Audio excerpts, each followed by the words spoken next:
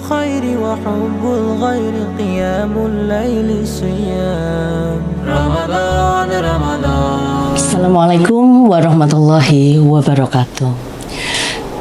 Teman-teman semua, kali ini Bu Elsa ingin menyampaikan tentang story sebagai media dakwah kalian. Nah, seperti kita tahu bahwa kalian tentunya punya akun di media sosial, baik itu TikTok, baik itu story WA, baik itu Instagram, ataupun Facebook dan media sosial lainnya. Nah, kalian suka mengupload story atau tidak? Ayo ngaku. Nah, kita di sini ingin membahas ya, kenapa story itu bisa jadi ladang dakwah buat kalian. Kira-kira kalian sering menulis apa di story kalian? Mungkin kalian sering mengupload tentang foto diri. Mungkin kalian sering mengupload tentang nasihat-nasihat bijak. Mungkin kalian sering mengupload tentang makanan, staycation, ataupun tentang keluhan-keluhan yang sedang kalian rasakan saat itu. Nah, baik, di story media sosial itu adalah branding kita untuk bagaimana dunia luar itu mengenal kita. Di TikTok, orang tidak mengenal kita secara langsung. Nah, dari story TikTok lah orang akan menilai bagaimana kita. Nah, baik.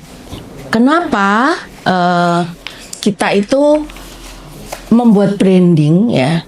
Ketika kita mencitrakan diri kita sebagai orang yang positif, misalnya kita sering mengupload story tentang dakwah atau tentang nasihat-nasihat bijak ya.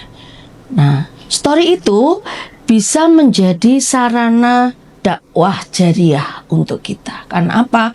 Ketika kita menulis kebaikan, menulis nasihat, dan orang lain melihat atau membaca story kita ya, mungkin itu bisa menjadi nasihat juga untuk orang lain ya. Jadi mungkin itu juga yang dibutuhkan orang lain. Itulah kenapa ketika kita membuat story, kita harus membuat yang membranding diri kita dengan positif. Nah, kenapa? Karena semua misalnya dalam sebuah buku, orang itu akan meninggalkan karya. Nah, kita juga akun sosmed kita itu bisa menjadi dosa jariah ataupun pahala jariah. Nah, maka share atau tulislah yang baik-baik di sosmedmu. Nah, bagaimana sih cara kita melatih untuk seimbang antara membuat story ya, untuk membuat story.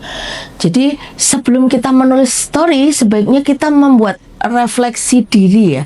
Kira-kira konten ini aman atau tidak dibagikan? Story ini aman atau tidak jika dilihat orang banyak?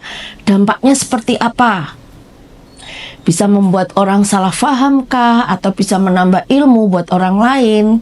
Nah, yang kedua, gunakan fitur pengaturan privasi. Misalnya, kita memprivasi orang-orang yang memang tidak kita inginkan untuk melihat. Ya. Yang ketiga, membedakan ya, itu ranah publik atau ranah pribadi. Ya.